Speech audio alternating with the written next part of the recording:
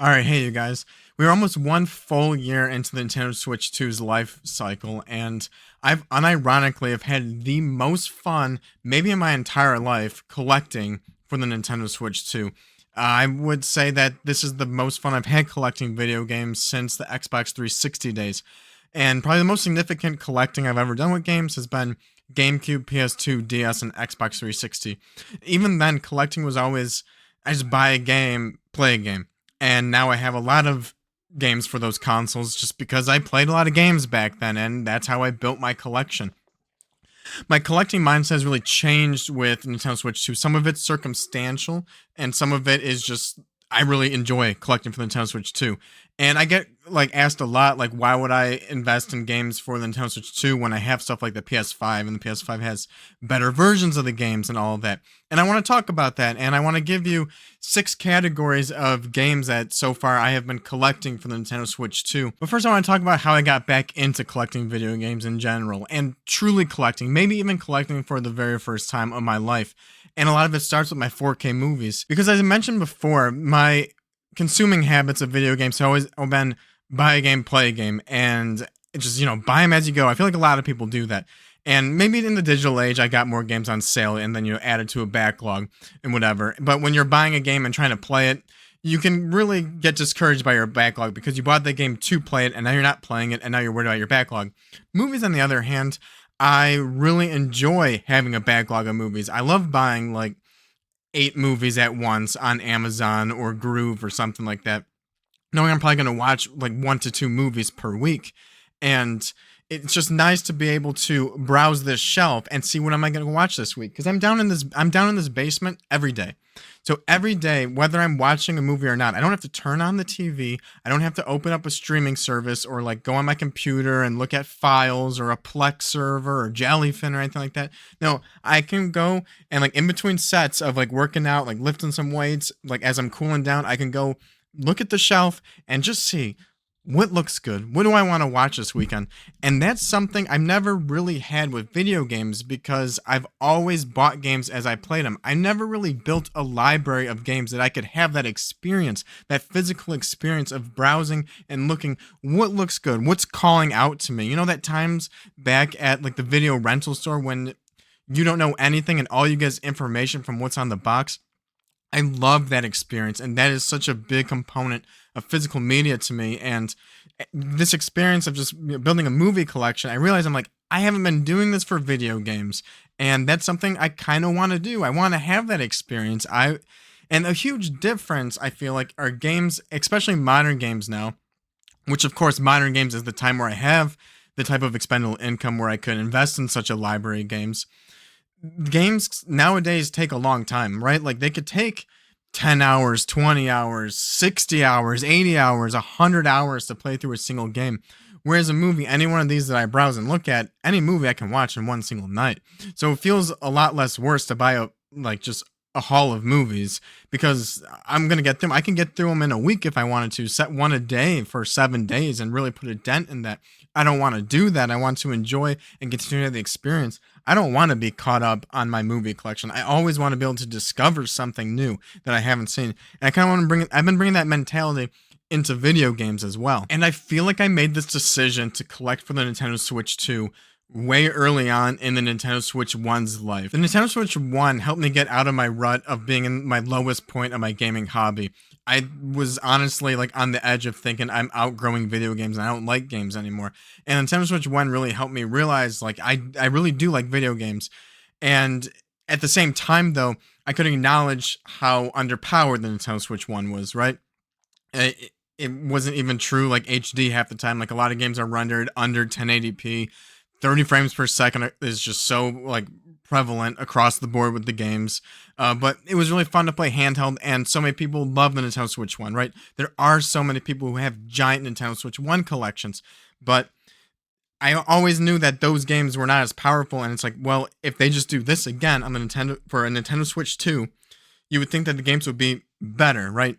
To the point where it's like, yeah, I think that the power and of the game's graphics and frame rate would be something that would be worth collecting because much like the PS4 and the PS5, right?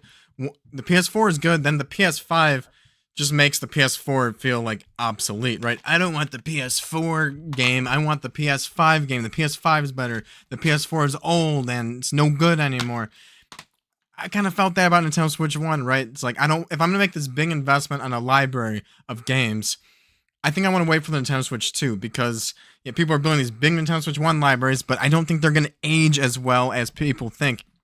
Yeah, some of the games are perfectly fine, and the Nintendo Switch 1 can handle them, especially like stuff like retro collections. But yeah, if I'm gonna build a cohesive library and of just like one console, I wanted to wait for the Nintendo Switch 2. Now, one of my biggest issues with the Nintendo Switch 1, as I already mentioned, is the spines. Right, the spine art is a huge part of game collecting and building a wall in a library. Right, like with the GameCube, the DS, the Xbox 360, PS2, they all have colorful spines, but a full wall of red. When I line up my Switch 1 games on a wall, I don't enjoy looking at them. And that's what I noticed when I was looking at my 4K movies, is just browsing the shelf brings me joy. But browsing a shelf of Nintendo Switch 1 games has never brought me joy. Nintendo Switch 2 did something absolutely right, and they brought the colorful spines back, the colorful artwork. And when I look at my Nintendo Switch 1 collection on the shelf, it brings me so much joy. I have my games on a shelf in my upstairs office and like a setup up there. I have them on a shelf and I look at them every day. And yeah, I'm playing through like one game at a time slowly. I have not played nearly as much of my library that I have, but I look at it and it just looks like possibilities and potential and just future fun that I can explore. And the spine art is truly a huge deal of it. Yeah, giant wall of red, or just, the colors are just so enjoyable to look at. Now, a lot of people, I feel like, were not a fan of, and myself included at first, the front of the box, right? We can talk about the spine all day, but a lot of people thought that this giant banner was a massive downgrade. And I thought that too. When I saw those first pictures online of what a Nintendo Switch 2 physical game looked like, I was super disappointed. The Switch 1 version has all this more art, and it all gets covered up with that banner, so you just get less art. And to make things even worse, with the Nintendo Switch 2 edition, you get all this text on the bottom, and a lot of people thought it was gross, but honestly, I thought the same thing back with the PS4 and PS5, right? I thought the PS4 looked good, looked awesome, looked premium. And then when the PS5 announced their box art, I was like, oh, you just changed the banner from blue to white? Like, I don't think it looks good at all. And it was really because I was just used to the blue. I was so used to the blue banner at the top that the white I thought didn't look good. But now, as time's passed, I think the PS5 is the one that looks premium. And I think that's because it's like, PS4 represents essentially 1080p, 30 frames per second, roughly. Like that's a blanket statement. So of course there's going to be like, that's not correct all the time. And likewise, you look at the white banner and it's like, oh, this is like a 4K 60 frame per second game. Again, that's not true at all because you have performance and fidelity mode, so it's not really 4K 60. But what I mean, this represents premium. It represents better. And over time, I have grown to really like the Nintendo Switch 2 box art. I look at this little red square here. I'm like, I don't know, it just doesn't look as good to me. This is like the banner looks like the PS5 and the PS4 and the PS2 and the GameCube. It looks more like a video game. I don't really like this little badge at the top, and it's just, I don't know. As time goes on, I'm starting to like the Nintendo Switch 2 case more. I like the red plastic and everything. And even with the Nintendo Switch 2 editions, I feel like I can read through, like I can look through this text down here. It is over time not bothering me nearly as much as it did when it first came out, when we first saw those initial pictures. And so, I don't know, I actually think that Nintendo Switch 2 boxes and spine art I like them more than the Nintendo Switch 1. They're growing with me as it ages, and now the Nintendo Switch 1 just represents just not as good of a game as the Nintendo Switch 2 versions. One more thing to mention is, compared to PS5 games are thick. You can only fit so many on the shelf, right? I wish they were skinny like a 4K disc, but you take two PS4 or PS5 games and you can fit essentially 3 Nintendo Switch 2 games in the same amount of space. So yeah, even though that, like, again, you don't have infinite space, right? So I don't know. I feel like the PlayStation 5 games, although they're better games, they feel like such a there's so much wasted space there compared to like a 4K movie disc. or a Nintendo Switch 2 game. I really hope if there's physical PS6 games, we get skinnier cases. Okay, so we established that I personally love the physical experience when it comes to the Nintendo Switch 2 games, the physical library browsing experience, the physical looking at it experience, but at the end of the day, it all comes down to the games. So let's talk about the 6 categories of games that I've been collecting for the Nintendo Switch 2. And remember, one big common theme here is I like to collect things that I can complete, right? If you just collect Nintendo Switch 1, you're never going to collect the entire library. N64 with 293 games, yeah, you can collect that entire library. Nintendo Switch 1, you'll never collect it. And so it's important to kind of break it down into subsets of games. And I think the Nintendo Switch 2 is great at breaking down subsets. The first subset, of course, which is the most important one and the best one to collect for, is, as no surprise to nobody, is physical first-party Nintendo Switch 2 titles, right? The Nintendo first-party titles on every console are always considered the best games. Over time, if you want to get into, I don't collect for like to resell in the future. I don't think about the price of my collection. But if you have to do that, these are the games that are going to go up in value over time for every console. NES, Super NES, N64, GameCube. It's always the first party Nintendo games that go up in price. It's the exclusives that are the reason to buy a console. And these are the best games. And I mean, you can say what you want about the library, like maybe Kirby Air Riders came out too early in the life or whatever, but I don't think of the timing because I'm playing games on my own time, right? You look at something like GameCube, Kirby Air Rider, that's a game that's like legendary status. People love that game. It's a cult classic. I haven't played this one yet, but I would bet that over time this is going to be considered the better version of the game. And that's what I think about Nintendo Switch 2. I think they're going to be like all the first party games, the Donkey Kong game. I think the Switch 2 Donkey Kong game is going to be better than the Switch 1 Donkey Kong game. It's going to be better than the GameCube and the N64 Donkey Kong game.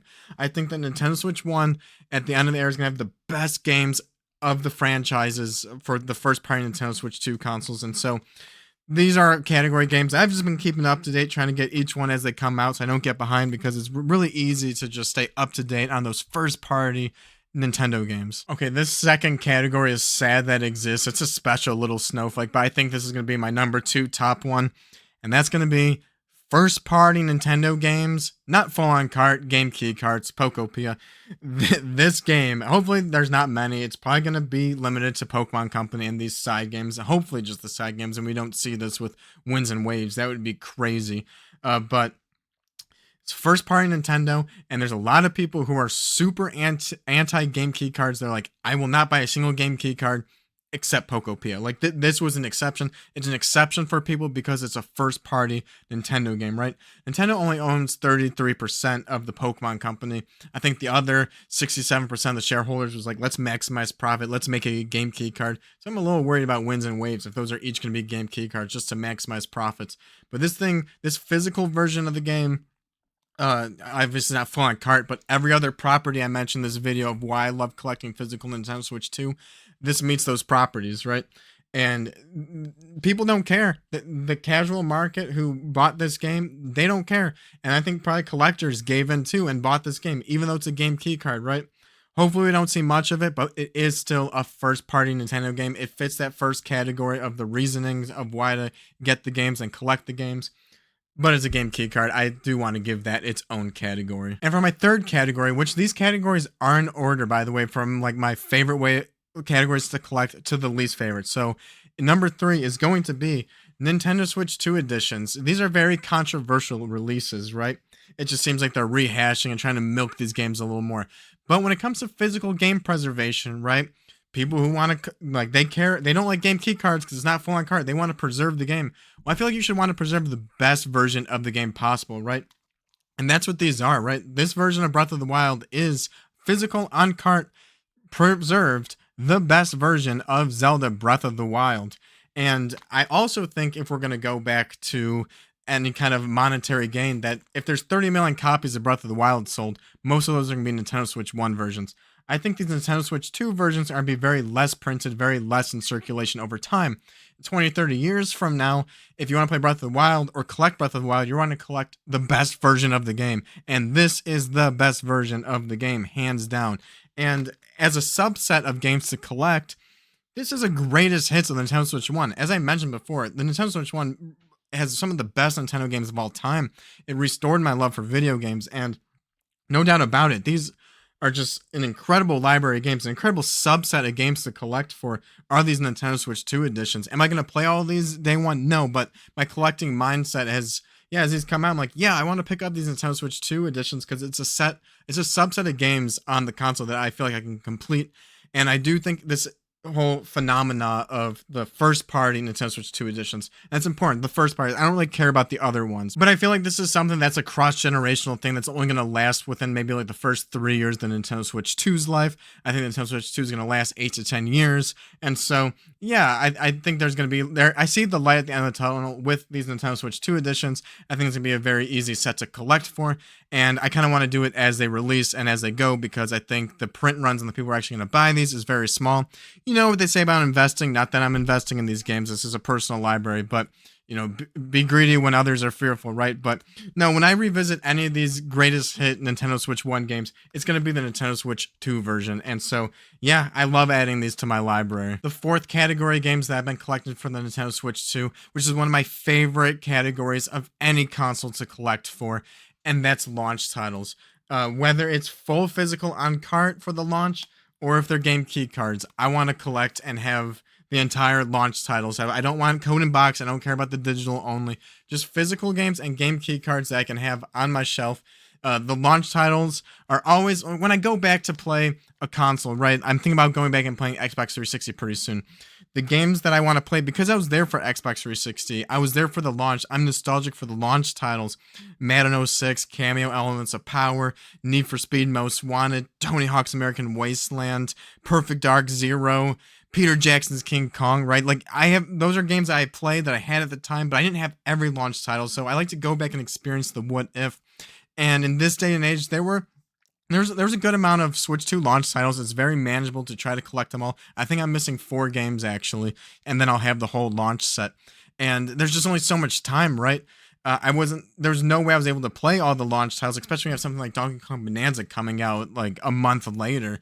And so, I don't know, for historical purposes, over the course of the next 8 to 10 years, even beyond, when I get nostalgic for the Nintendo Switch 2 and want to go back and experience something of just like the history of this console and just how much I love it, yeah, the launch titles are a category of games that I want to have, and it's a subset that's very completable. They're not going to release more launch titles, so it is a set that you can complete, and I like collecting things that I can complete. All right, this fifth category, this is going to be really brave, right? Like, who would have thought this? But full on cart games, right? Game key cards are not ideal by any means. I don't hate them. They're not ideal. The full on cart games are absolutely where it's at. And you know what's fun about the Nintendo Switch 2 is because of the existence of game key cards, right? If everything was full on cart, you'd have the Nintendo Switch 1 situation where you just kind of like, it'd be so easy just to buy anything just to make the library bigger. But now it's like, when you hear a game is a game key card, you could be like, nah, I'll write it off. Maybe I will get the PS5 version because for that, I do want it full on cart and preserved. But for the Nintendo Switch 2, because of this limitation, it's like some games just end up on your radar and end up in your collection that I'm sure I'm going to like. I really think I'm going to like this Mio game. But if it wasn't for the existence of game key cards and the fact that this is full on cart, and it was like $30, and like historically, this is like the first game that has been smaller cards, but it might break the cycle of game key cards. I never would have picked up this game, right? This never would have been on my radar. There would just been so many other games that have a backlog of games I want to purchase and pick up, but so many of those games are falling off my list because they're game key cards. And so, yeah, something like this. Daemon X Machina. This is a blind buy. I don't really know much about this game. I saw Giant Mechs. It was on sale, full on cart. I was like, you know what? Let's pick this up and add this to the library. And someday I'll look at this and maybe I'll try it out because that's what I want. I want that library browsing experience. And there weren't many, when I picked this up, there weren't many games full on cart. They're doing a lot better now, right? We got like Hades 2 and we have Mio. More games are coming out full on cart, and who knows, maybe over time game key cards are going to be the smaller subcategory, and maybe game key cards phase out and it's like, you know what, I can collect all the game key cards. That'd be quirky, right?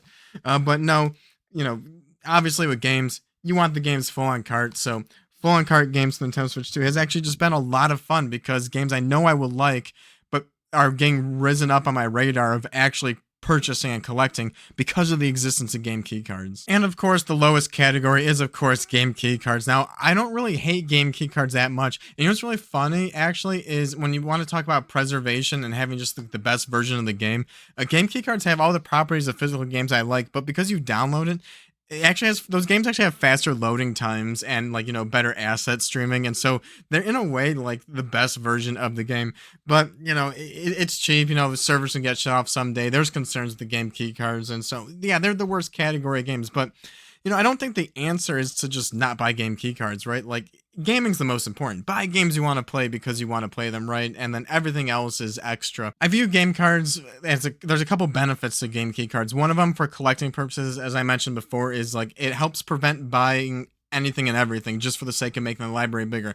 Oh, it's a game key card. I don't like the game that much. I won't pick it up. But at the same time, if the game's cheap and on sale for like $15, and it's like, cool, pick that up. And it's a game key card, whatever. I may as well get the game. Maybe you have a really great deal like the Resident Evil Generation Pack where it's like $90, but you get 3 games. You get Resident Evil 9 on day 1, which is like $70, and then 7 and 8 also for $10 each. And it was such a good deal. Like, I don't care that they game key cards. Like, I want the game, so let's pick that up.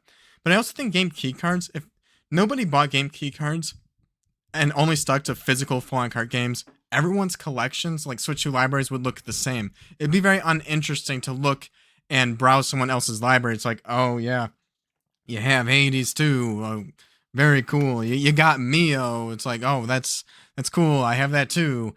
I think that with the game key cards, that really allows you to be like sprinkle on top of your library a little bit of personality. What games and franchises do you like enough that you'll pick up the game key card for it, right? Like, I love Final Fantasy VII Remake. This is one of my favorite games of all time.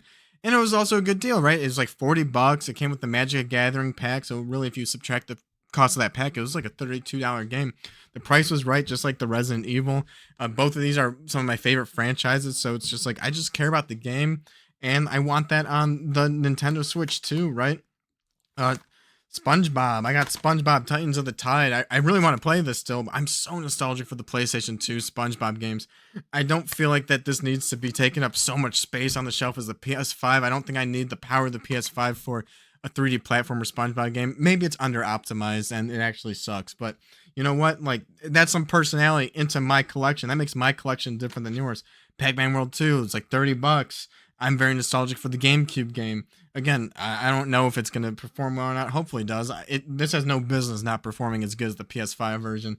But yeah, like let's add that and mix up the flair to it. And I got Nicktoons and the Dice of Destiny. This was like, I got this for like $15. I thought this was going to be a Mario Party type of game. Kind of got it for the family. Eventually my kids are going to be browsing the shelves and everything. But it actually looks more something like Cat Quest. And this actually might be the game I play after Pragmata.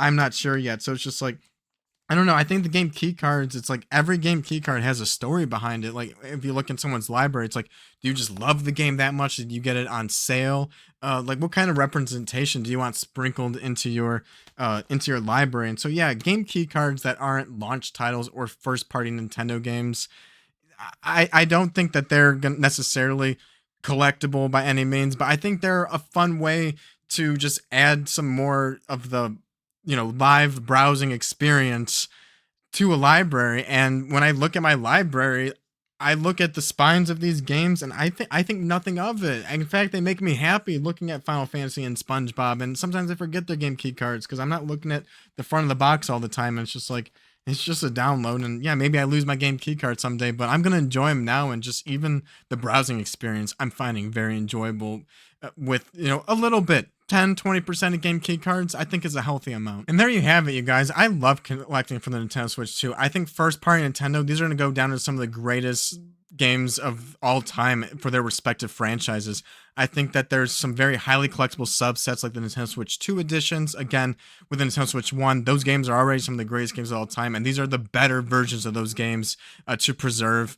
I love collecting launch titles. I could say that about any system. And the existence of game key cards makes it so it just slims down the pickings for physical games on card. And if there's not that many physical on cards, like that's a subset of games that could be possibly achievable. Collect all the physical full on card games for the Nintendo Switch 2. On the reverse side, it'd be really weird future if we do end up where almost all games are physical on cart, and the game key cards is this kind of cross generational thing, just kind of at the beginning to get things going. And maybe there's only like 100 game key cards at the end of the day. I'm sure there's more than that now, but you know what I mean, less than 1,000, something achievable to collect all the game key cards. And maybe that would be a quirky type of like subset to collect for all the game key cards. But at the same time, I think the existence of game key cards really helps hold you back from collecting just anything and everything for the Nintendo Switch 2. There would truly be no end to it. And in fact, I think it's actually very interesting as it can sprinkle on just personality for someone's library. And all in all, I think the Nintendo Switch 2 is just a ton of fun to collect for. This has been such a fun first year to collect for it, and I'm just going to continue going and strong for the second year. And if you're still here at the end of the video, I'm going to make this a two-parter. The next video I'm going to release is going to be a full overview of my entire Nintendo Switch 2 collection that I've collected over the first year, going over in detail all these categories, the games I picked up, what category they fit in, maybe a little story behind them, if it was a good deal or not, or just if I really enjoy the franchise. And so, like this video, subscribe, and turn on the bell to make sure you see that next video, and I'll see you guys in the next one. Later.